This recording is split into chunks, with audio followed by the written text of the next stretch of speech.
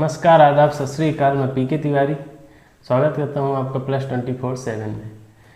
जैसा कि बहुत सारे क्वेश्चन आ रहे होंगे आपके माइंड में और लाजमी भी है, क्योंकि 2 अगस्त से पेपर है वर्ग 1 का और अभी तक कोई न्यूज़ निकल के नहीं आ रहा। तो आज हम सभी मैटर पे बात करेंगे। क्या रहा है मुद्दा, क्या निकल कर के आया high court Jabalpur, high court खंडपीठ ग्वालियर, इनकी बात। प्लस यदि आपका सबसे ज़्यादा क्वेश्चन रहता है कि क्या सर सभी 40-50% वाले सम्मिलित होंगे। दूसरा एक और क्वेश्चन रहता है, क्या याचिका लगाने के बाद मुख्य परीक्षा देने को मिल ही जाएगा, या कि कौन कौन लगा सकता है याचिका, वर्ग 1, वर्ग 2, वर्ग 3। क्या हुआ जबलपुर ग्वालियर, ये तो बात कर ही चुके हैं। क्या एग्ज़ाम डेट आगे बढ़ सकती है, क्या वर्ग 2 को याचिका लगाना चाहिए। इन सभी मुद्दाओं पर विस्तार से चर्चा करेंगे। तो बने रहिए +24/7 के साथ। और यदि आप इस वीडियो में नए हैं तो इस चैनल को सब्सक्राइब करिए और ज़्यादा से ज़्यादा शेयर करिए, जिससे ऑथेंटिक न्यूज़ सभी तक पहुंच सके।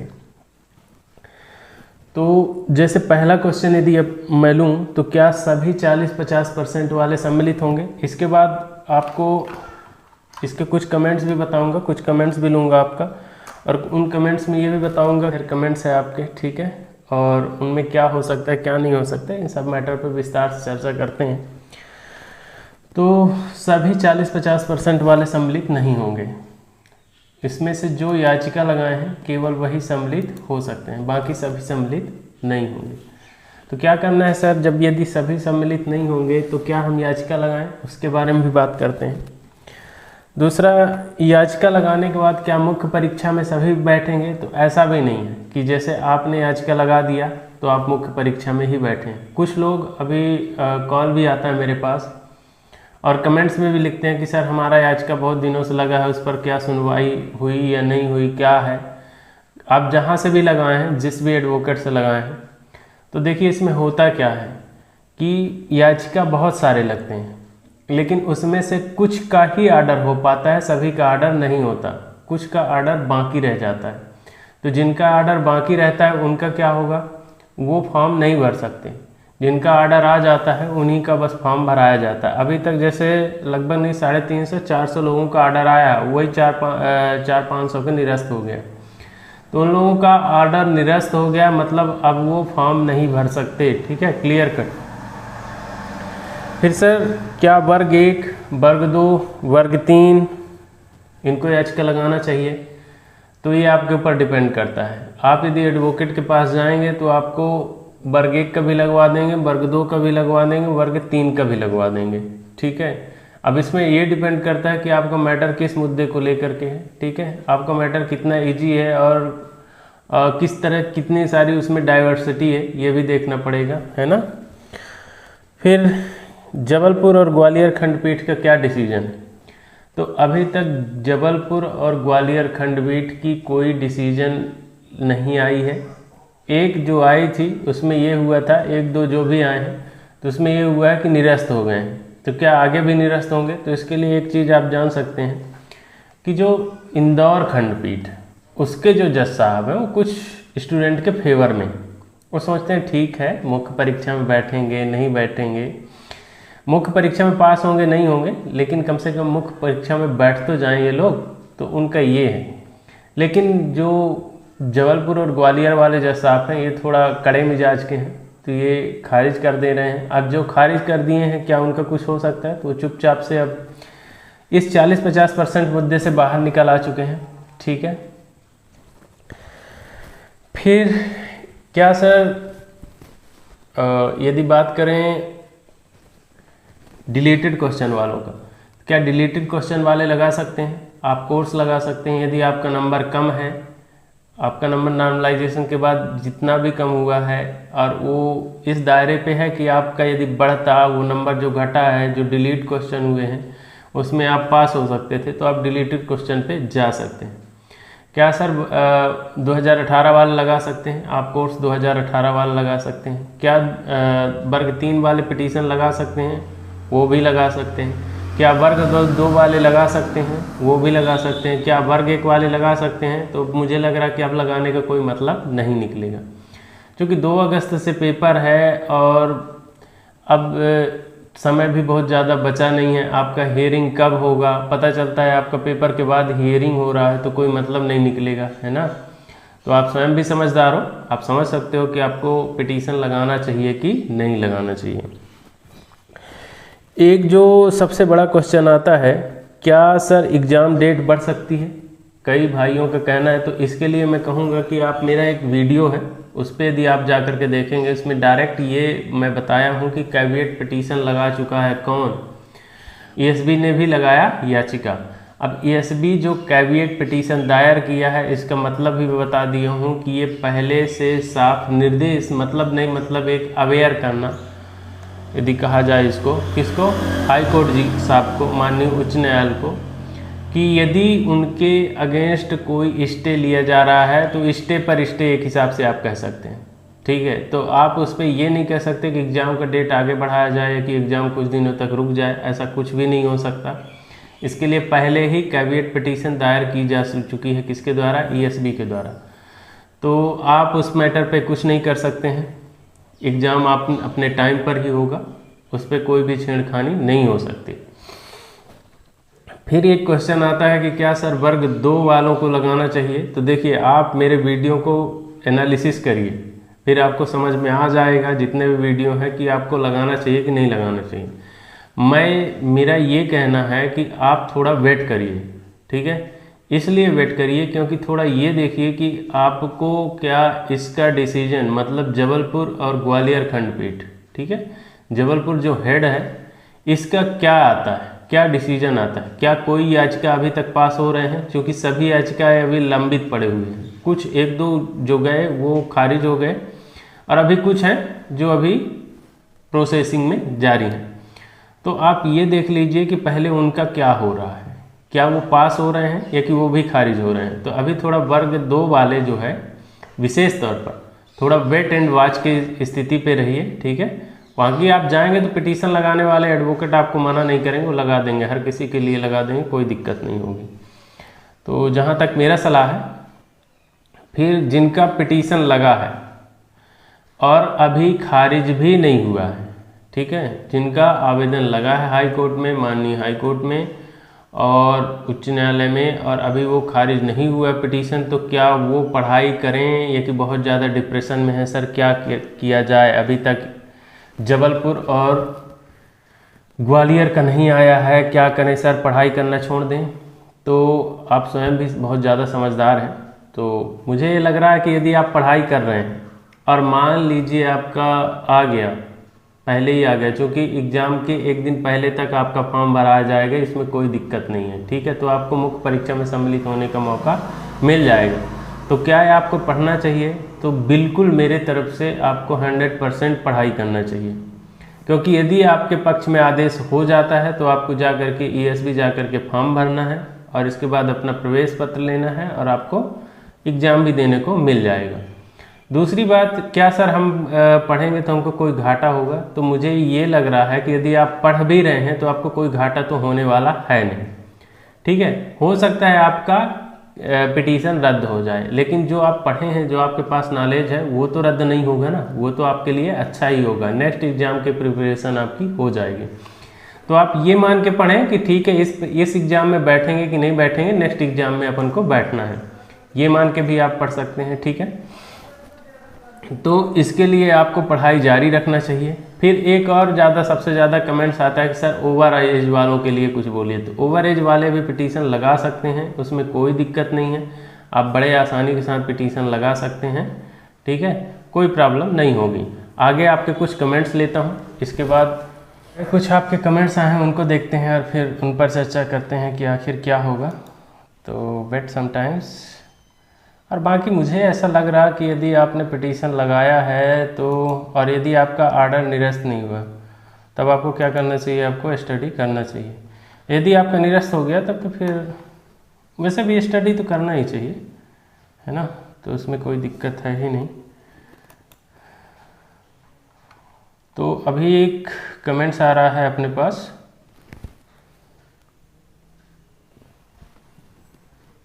श्याम सिंह राजावत जी हैं, इनका कमेंट्स आया है, सर 86.99 नॉट क्वालिफाइड, क्या हो सकता है सर जी। तो सबसे बड़ी बात यह है कि आपने अभी तक लिखा नहीं है कि आप वर्ग 1 में हैं कि वर्ग 2 की 2018 कब की बात कर रहे हैं। यदि आप वर्ग 2 की बात कर रहे हैं तो आपका यही हो सकता है कि आप याचिका लगा सकते हैं, इसके अलावा कुछ नहीं। फिर नेक्स्ट आपका कमेंट्स है पारसनाथ केमिस्ट्री क्लासेस। हाँ, तो वर्ग 1 का क्या हुआ, वर्ग 1 का क्या हुआ इसके पहले मैं एक्सप्लेन कर चुका हूँ। ललित राठौर रिप्लाई किस मैटर पे पूछ रहे हैं आपको पता ही नहीं चला। ठीक है, आगे देखते हैं जो कुछ कमेंट जेन्युइन है। वर्ग 2 वाले कब लगाएं सर, ये कहना है रमेश शांक जी का। तो वर्ग 2 वाले आप यार, मुझे ऐसा लग रहा यदि आप मेरे हिसाब से पूछ रहे हैं तो आपको थोड़ा वेट एंड वॉच, क्योंकि अभी आपका एग्जाम का फॉर्म भरने को भी नहीं आया है, आपको बड़े आराम से मिल जाएगा आवेदन करने का, आपको ऑर्डर बहुत आराम से मिल सकता है, क्योंकि आपको कोर्ट को माननीय उच्च न्यायालय को भी पता है अभी कि अभी एग्जाम फॉर्म भराए नहीं जा रहे, तो इसलिए आपको थोड़ा इजी होगा। ठीक है, ऑर्डर मिलने पर थोड़ा आप देख लीजिए कि जबलपुर का क्या डिसीजन आ रहा है, 1-2 दिन फिलहाल फिर भी वेट कर लीजिए। ठीक है, फिर क्या है आगे कमेंट्स लेते हैं आपके। ये है अंतिम बार करके यूजर है भैया, इनके क्या है, बहुत से स्टूडेंट 73-74 नंबर है सर, उन लोगों को प्रश्न गलत पर बोनस अंक या प्रश्न के नंबर तो मिल सकते हैं, इसके लिए कोर्ट केस लगाने में मदद करें ताकि रिवाइज रिजल्ट से भी लोगों को फ़ायदा मिल सके प्लीज़। यदि सर कुछ ऐसा होता तो याचिका भी मेरे साथ वाले मित्र लगाना चाहते हैं। भैया आपके लिए एक चीज़ आपको बता दूं, कल मेरे द्वारा एक वीडियो अपलोड की गई है पटवारी फर्जीवाड़ा। अब आप देख सकते हैं कि 184 नंबर 184 नंबर भाई साहब, और वो जितने भी ऐसे आए हैं ना, तो उनका आप एक चीज़ ज़रूर देखिएगा, आप न्यूज़ में चले जाइएगा तो आपको मिल जाएगा, सभी हिंदी से सिग्नेचर किए। अब हिंदी से सिग्नेचर करना कोई पाप नहीं है, लेकिन ये है कि ये अंगूठा थंब क्लोन जो फर्जी बना करके और परीक्षा फर्जीवाड़ा हुआ है। ठीक है, तो ये कई तरह से, अब ये बताओ यदि ये होता कि ठीक है जो बाहरी आदमी वो सिर्फ फर्जी कर रहे हैं, तो ईएसबी ने टॉप 10 लिस्ट क्यों जारी नहीं किया, उसको टॉप 10 लिस्ट जारी करना चाहिए ना, बाकी सभी में किया है। तो इसलिए चूंकि सभी की मिली भगत है, ये बहुत बड़ा धांधली है। ठीक है, इतने इतने नंबर कम हो रहे हैं, तो आप जो बोल रहे हैं ये इसके लिए कि यार मेरे हिसाब से ठीक है याचिका वगैरह लगाना तो ठीक है, लेकिन इसमें हो क्या रहा है, सबसे ज़्यादा गरीब आदमी परेशान हो रहा है, वो लूटा जा रहा है हर जगह से। ठीक है, उसको हर जगह से लुटाई ही हो रही है, क्योंकि यदि आप याचिका भी लगा रहे हो ना तो कम से कम 5,000 से कम का खर्चा क्या आएगा, आप स्वयं सोच सकते हो। तो ये है, ठीक है।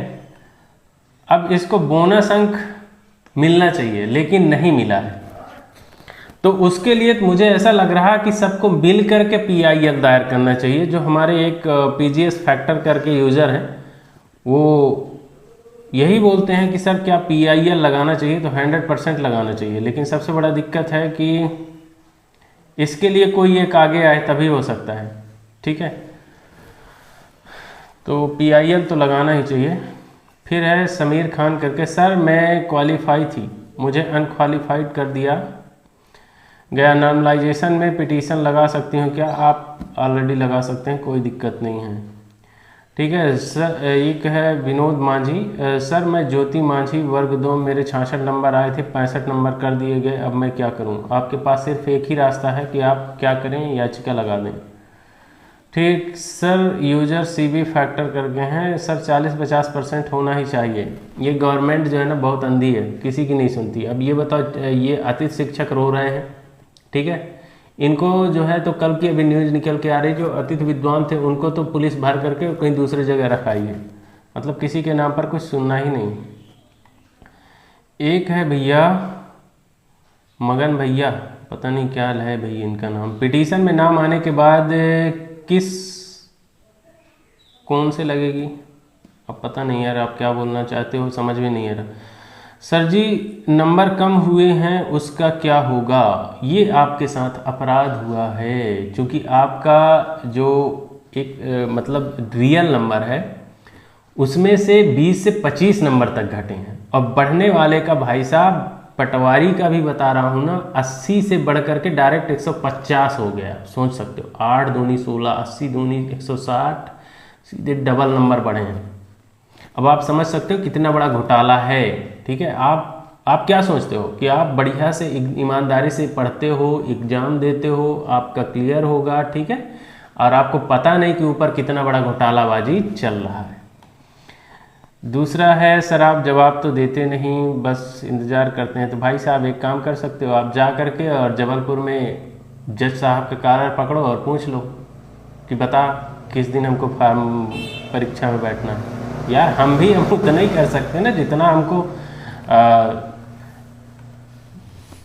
न्यूज़ मिलेगी, उससे आगे अपन क्या कर सकते हैं भाई साहब। ये केस तो मतलब वही 2 लोगों को, बल्कि कॉलर पकड़ना है TSB में जा कर के पकड़ो, उन लोगों को ज़्यादा बेटर रहेगा।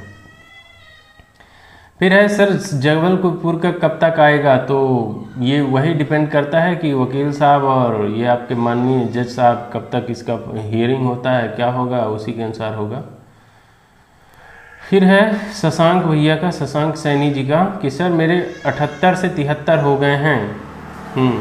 अब देखो यार, आपको मैं सबसे बड़ा सबूत दे रहा हूं कि आप मेरे वीडियो के कमेंट्स बॉक्स में देखिए, आपको कितना बड़ा फर्जीवाड़ा वैसे भी समझ में आ जाए कितने लोगों का नंबर कम हुआ। बर्बाद करने में किसी को नहीं छोड़ा है ESB, समझ रहे हैं आप। तो ये है क्या, ये सबसे बड़ा छलावा है ऐसे लोगों के साथ जो बेचारे बेरोजगार टाइप के, और ये सोच करके चलते हैं, दिन रात पढ़ाई करते हैं, ठीक है, अपने घर में भी नहीं जा पाते, कई लोग त्यौहार में भी नहीं जा पाते कि शायद हमारा कुछ हो जाए, लेकिन वो क्या जाने कि फर्जीवाड़ा के चक्कर में जो मुंह खोल करके बैठे हैं फर्जी का पैसा कमाने के लिए, उनके आगे कुछ नहीं होने वाला है। फिर है एक ज्योति नागदा, 40-50% में 2018 वाले एग्जाम वर्ग 2 वाले भी पिटीशन लगा सकते हैं क्या। तो मैं आपको बोला भी, एडवोकेसी एक ऐसा सिस्टम है, आप किसी भी मैटर को लेके जाएंगे आपका पिटीशन लग जाएगा। पिटीशन में पैसे कितने लगेंगे, ये एक बहुत इम्पोर्टेंट बात है भाई, इसके लिए मैं आपको बताता हूँ। तो पिटीशन में कितने पैसे लगेंगे, मुझे लगता है ये डिपेंड करता है आपके एडवोकेट के ऊपर। क्योंकि यदि आप खाली पिटीशन लगाते हैं, आप सिंगल अपना बस पिटीशन लगाते हैं, तो आपको ये जा करके 10-15 हज़ार भी लग सकता है। यदि आप ग्रुप में लगाते हैं 2000 भी लग सकता है, 1500 भी लग सकता है, 2500 भी लग सकता है, और 3000 भी लग सकता है। और टोटल खर्चा अब ये डिपेंड करता है कि भोपाल से आपके गांव, जिला, तहसील तक आने जाने की दूरी कितनी है, कितनी किराया लगती है, ठीक है, इस पे डिपेंड करता है। फिर इसके बाद आपको यदि ये क्वेश्चन हो कि सर क्या हमें ESB जाना ही पड़ेगा, तो 101% आपको जाना पड़ेगा, अभ्यर्थी को जाना ही पड़ेगा, ठीक है, इसके अलावा कोई चांस नहीं है। यदि आप नहीं कर सकते तो मत लगाइए।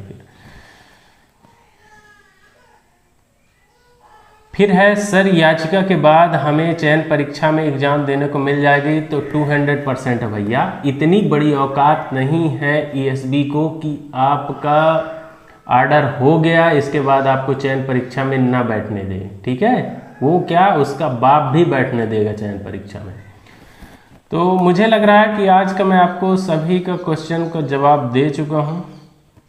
सर वर्ग 2 स्पोर्ट में मेरे 73 से वर्ग 3 में मेरे 71 हैं, तो मैं क्या करूँ प्लीज़ सर, ये कैसे कहना है राहुल कुमार भैया जी का। आप याचिका लगा सकते हो यार, इसके अलावा तो कोई अभी रास्ता दिख नहीं रहा। सर अदर स्टेट वाले पिटीशन लगा सकते हैं क्या, लगा सकते हैं, बता रहा हूँ। एडवोकेसी एक ऐसा मैटर है, आप कहीं भी लगा सकते हैं, किसी भी मैटर पे लगा सकते हैं, तो आप लगा सकते हैं, कोई दिक्कत नहीं है। अदर स्टेट वाले भी आप पिटीशन लगा सकते हैं, ठीक है। अब जो खास तौर पर मेरे पास कॉल करते हो आप पिटीशन लगाने के लिए, तो इस समय पर मैं पिटीशन नहीं लगा रहा हूँ, कारण थोड़ा मैं इस जो आंदोलन वाला मुद्दा है इस पे मैं थोड़ा अभी ज़्यादा ध्यान फोकस कर रहा हूँ, ठीक है। तो उसके लिए आप यही कर सकते हैं कि आप जबलपुर जाइए, या कि इंदौर जा सकते हैं, या कि ग्वालियर हाई कोर्ट जा सकते हैं।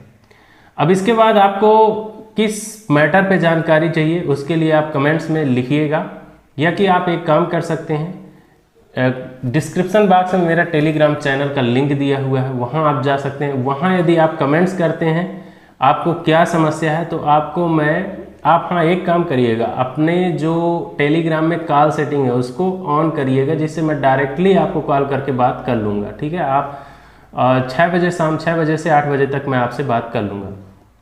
इसके अलावा आप जो है इस +24/7 के अबाउट सेक्शन में जा कर के और वहाँ आप मेरे हर सोशल प्लेटफॉर्म से भी जुड़ सकते हैं, जैसे ट्विटर हो गया, यूट्यूब हो गया, और ये आपका फेसबुक हो गया, इंस्टाग्राम हो गया, है ना, हर चीज़ से जुड़ सकते हैं। अब कुछ ऐसे भी कमेंट्स आएंगे जो कहा जाए पड़ोसी की औलाद, तो उनका भी कमेंट्स लेंगे, देखेंगे, आपका भी जवाब देंगे, कोई दिक्कत नहीं है। लेकिन हाँ, यदि आपको जानकारी पसंद आई, नेक्स्ट टाइम फिर भी आपको इन सारी जानकारियों से अपडेट रहना है, तो फिर से एक बार बोलूँगा कि आप चैनल को सब्सक्राइब करिए और इसको स्टेटस में लगाइए, ज़्यादा से ज़्यादा शेयर करिए, जिससे ये हो रहे फर्जीवाड़ा से भी लोग बाग अवगत हों, और दूसरी चीज़ किसी भी तरह ठगी के शिकार होने से बचे रहें। तो धन्यवाद, मिलेंगे नेक्स्ट वीडियो में, तब तक के लिए जय हिंद।